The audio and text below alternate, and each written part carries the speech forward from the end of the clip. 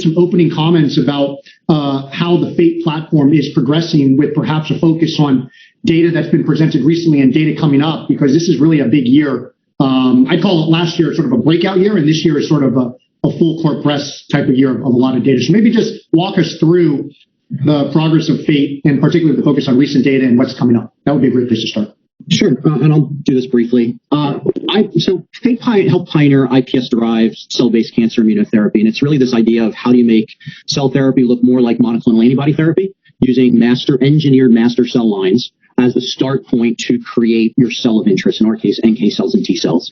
And the real idea at the end of the day was, gosh, we saw remarkable data, quite honestly, I think in my mind, with in Kite and the autologous CD19 CAR T cell therapies for hematologic malignancies.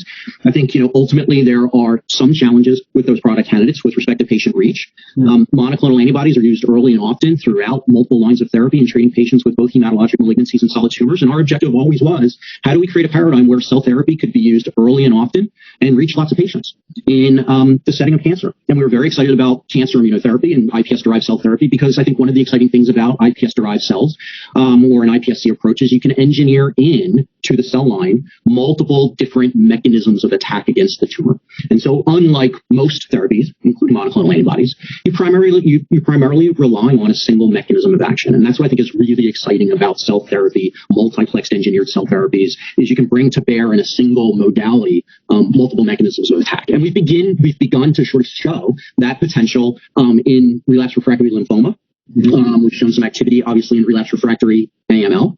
We're moving into solid tumors as well as myeloma. And so we have a pretty deep, extensive pipeline where we're developing these types of therapies, both with respect to NK cells and T cells. Yeah, well, that's a great place to start. And so with that inherent potential advantage, how do you put into context the recent data presented in AML? And how much proof of concept does that give to us? How do you look at that data, and what is still to be answered in AML, given the presentation you just had? Maybe describe the data and what you think are still important things to talk about here. Yeah, and so the first experience for us in AML is with FT516, product candidate called FT516 and FT538. And while these product candidates have the ability and are designed to be able to synergize with other agents, I think it's important to recognize that we're delivering FT516 and FT538 as monotherapies. And so we're really looking at the inherent activity of the iPS-derived NK cells that we are making and delivering. And relapsed refractory AML, it's a horrendous disease, unfortunately. I think in the relapsed refractory setting, the median survival is probably about only 4 to 5 months. And, patients are often frail because it is a disease of the elderly, and they're not able to go withstand more intensive therapies in many instances. And so, really it's a question of how do you clear leukemic blasts, which can overrun the bone marrow, and help to restore healthy hematopoietic function. And, while it's early, I think we were able to demonstrate that with both FT516 and FT538 in some really difficult to treat patients. I think 5 out of 12 total patients, we reached full clearance of leukemic blast with the therapy. And 2 of the patients with FT516, we showed durability of remissions out beyond 6 months. So, we're working our way through dose escalation, still relatively early, but definitely really pleased with the anti-leukemic activity we've seen from these agents. So coming away from the data recently, which we portrayed as very strong complete response rates as compared to other alternatives, of which there aren't very many, to be clear. I guess small numbers of patients, still early follow-up. How do you think about the CR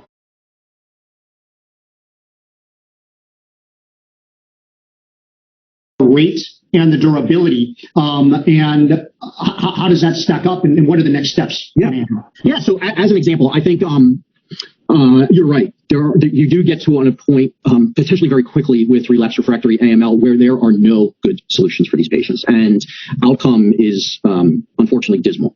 And so what I was encouraged by in particular is that, as I mentioned, many patients with relapsed refractory AML are frail and are not able to withstand an intensive regimen to clear the leukemic blasts. 2 of the patients that had, in fact, complete remissions and were durable for 6 months were in that type of patient population. The patients had either relapsed or were refractory to a venetoclax combination, which is often used in frontline patients that are unfit for transplant.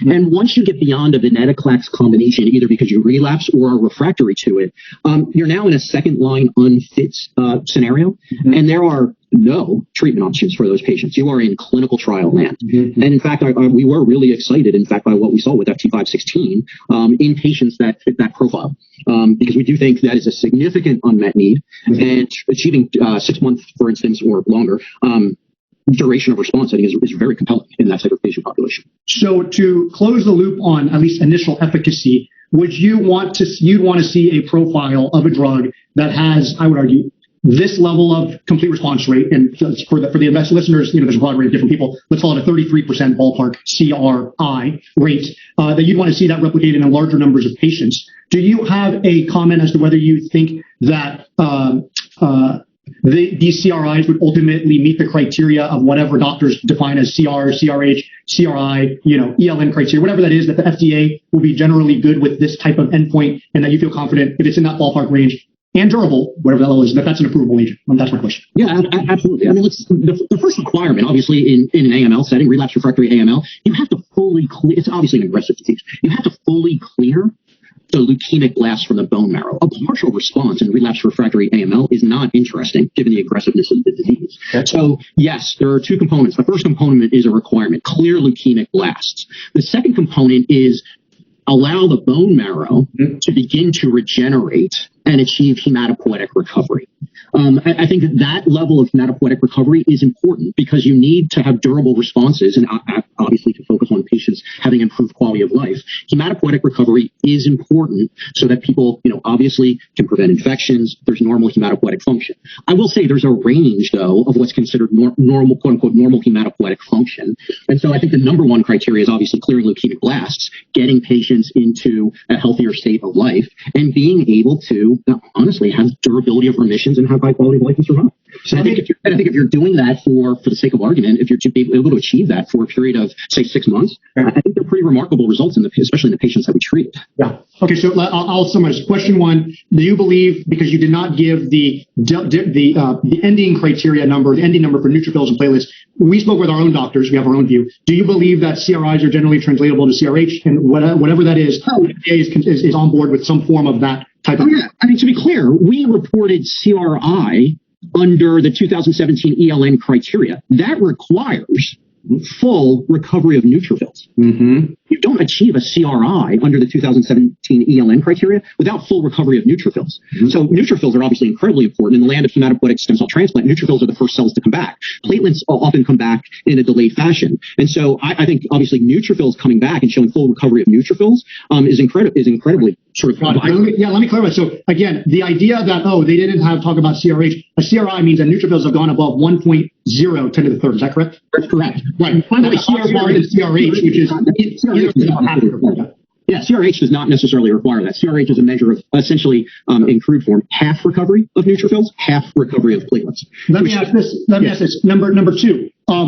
Durability will also be important. Is it your view that these generally would go out to 6 months, or that whatever happens 5 through 8 would be even better? And that's a nice transition to 5 through 8. You need 6 months durable response. Is that what you're saying? I mean, given how dismal outcomes are for relapse refractory AML patients, I think survival and complete remission maintained out to 6 months is very exciting. Okay. And so we will need longer follow-up. Is that correct? Or these are 6 months? I can't remember the time. The two patients we're referring to, yes, were beyond 6 months. But there were multiple CRs. So your point was the two were you have two that have gone beyond 6 months. Correct. Okay. That's correct. So we're 2 for 2 on the CRs beyond 6 months. Got it.